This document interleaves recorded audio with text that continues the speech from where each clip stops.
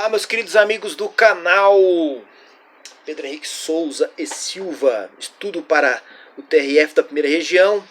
A gente terminou aí os estudos do direito tributário, como havia falado. A parte de direito tributário nós havíamos estudado quase toda antes de começar a fazer os vídeos. E aconteceu que agora finalizou. Vamos fazer o looping depois, voltar no tributário e vendo os tópicos pretéritos que nós havíamos estudado sem a gravação, sem os vídeos, para a gente poder ter o material e o conteúdo completo. Eu vou seguindo a sequência da apostila seria aí o direito previdenciário. Mas o direito previdenciário eu vou deixar para outro momento, porque em razão da reforma da Previdência, acredito que muitas regras tenham mudado. Eu não, por ser um livro que trata-se de uma edição anterior à reforma da Previdência, eu acho que é meio temerário a gente estudar o direito previdenciário por aqui.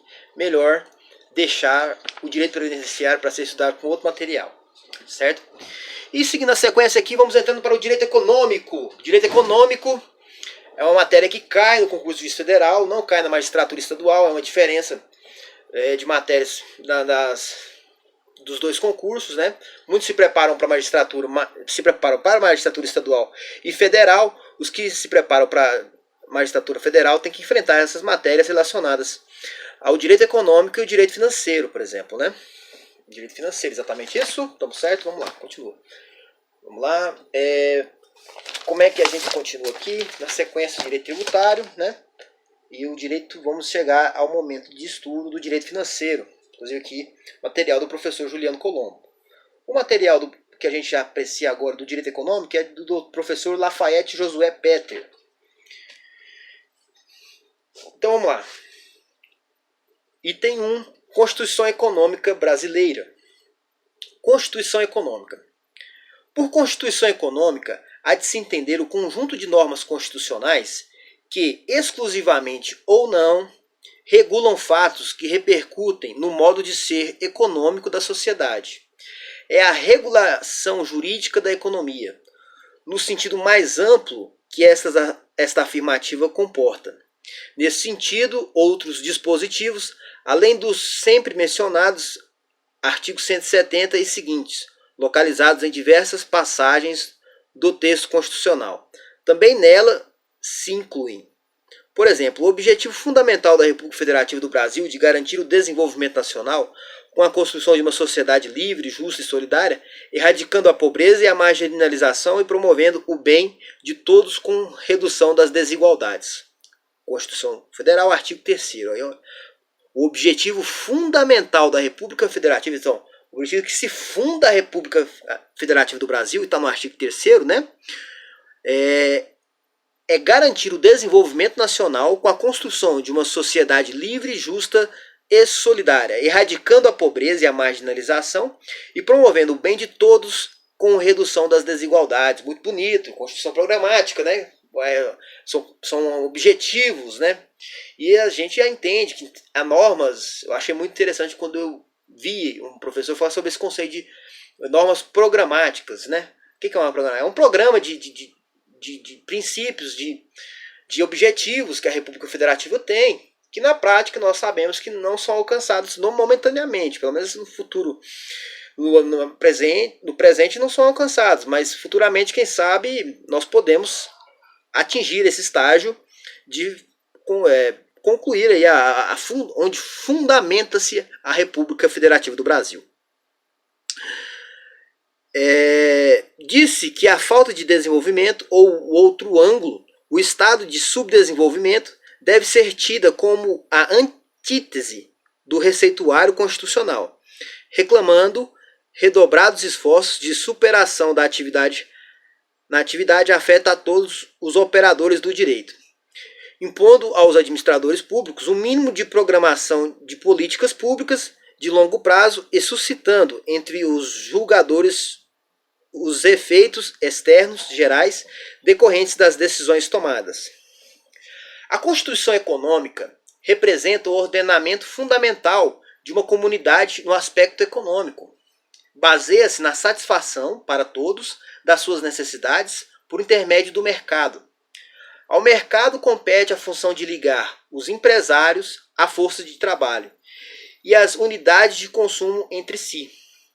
A Constituição Econômica é a ordem fundamental da comunidade econômica, exprimindo a ideia de que todo e qualquer fenômeno econômico socialmente relevante tem de satisfazer os requisitos da justiça. Segundo Peluso, a Constituição Econômica é caracterizada por abre aspas, um sistema de normas voltadas para o alicerce das medidas de política econômica a serem postas em prática e expressas nos próprios elementos ali consignados. Fecha aspas. A Constituição Econômica sempre se fez presente na Constituição. Se a Constituição Federal é um diploma jurídico de fundamento político, verifica-se que o elemento econômico jamais dela esteve ausente como fundamento. Quer na falsa visão do abstencionismo liberal, quer nas mais visíveis e eloquentes manifestações das cartas posteriores à crise capitalista dos anos 20. Mas, mais destacadamente após a Segunda Guerra Mundial, independente da ideologia adotada, é simples observar que todas as constituições sempre mostraram interesse por disciplinar a liberdade e a propriedade. Claro, conforme a ideologia adotada, o tratamento conferido a esses dois temas varia. E continuando. A gente viu aí Constituição Econômica. Constituição Econômica sempre fez parte da nossa Constituição. E agora a Constituição de sentido predominante privatista. Constituição de sentido predominante privatista. Davam ênfase aos direitos e garantias individuais, com destaque para a liberdade, enquanto valor jurídico patrimonial. Os direitos e garantias do cidadão, considerados não individualmente, e sim enquanto parcela participante da vida econômica da própria sociedade, tomados em conotação com os interesses coletivos, comunitários ou de massa, para tão salientados nos conceitos atuais, não compareciam no discurso constitucional das constituições de inspiração liberal. Temas da Constituição Econômica. São temas recorrentes nas constituições econômicas brasileiras: liberdade econômica, intervenção do Estado do domínio econômico, regime de minas, jazidas e demais riquezas naturais, as normas relativas ao trabalho. Pode-se mencionar ainda outras como a nacionalização, o planejamento e a empresa. Fato é que na experiência brasileira anterior a 1988, tivemos eficácia jurídica sem aplicabilidade. Os dispositivos mais importantes, aqueles relativos à justiça social, restaram letra morta. Como destaca Peluso, entre aspas, César Peluso, certamente, ministro do Supremo, abre aspas, a obrigação do legislador ordinário não se cumpre e o judiciário recusa manifestar-se sem um diploma legal complementar no qual se apoia. Enquanto isso, o Poder Executivo recorre a expedientes de menor hierarquia para atuar e decidir nos mais importantes problemas econômicos nacionais. Continuando. Missão do Poder Judiciário em temas da Constituição Econômica. Missão do Poder Judiciário em temas da Constituição Econômica. Aqui, uma grande missão destinada ao Poder Judiciário que deve atuar de modo a conferir efetividade até as normas programáticas. Não sendo razoável, como a gente veio falar, das normas programáticas, né? Não sendo razoável sempre adiar tal tarefa, justificando-se na necessidade de intermediação legal, que em muitos casos não ocorre, frustrando o projeto constitucional.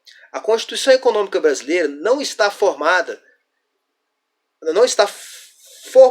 de modo apenas a configurar hipóteses de justiça cumulativa, mas também de justiça distributiva. a imperiosa necessidade de imensa conscientização entre aqueles que, por função, vocação ou mesmo por espírito científico, são mesmo os guardiões da Constituição e seu derradeiro intérprete, de modo a conferir a mais ampla efetividade ao discurso da Constituição Econômica.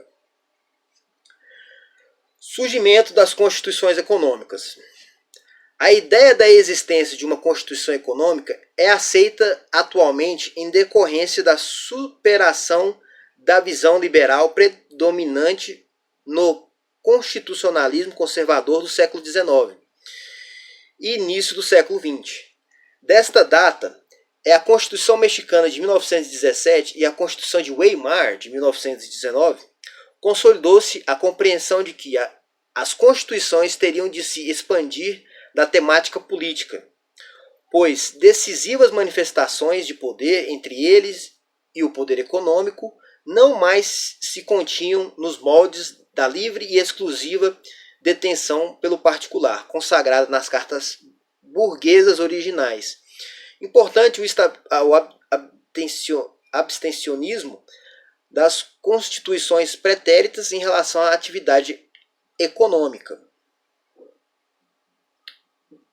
longe de se traduzir pela indiferença ou alheamento. Na verdade, caracteriza verdadeira política econômica, lastreada e correspondente ideologia, ou seja, aquela relativa à expressão é uma expressão em francês, laissez-faire, que marcou os primeiros momentos do constitucionalismo, concebida em atenção ao liberalismo clássico, de modo que praticamente não havia limites e condicionamentos à atividade econômica. Continuando aqui, globalização econômica e concorrência. Apesar de o direito econômico concorrencial ser concebido para um Estado-nação, é a regulação do respectivo mercado interno, os atos que aqui são praticados ou que aqui produzem efeitos, a globalização é um fato.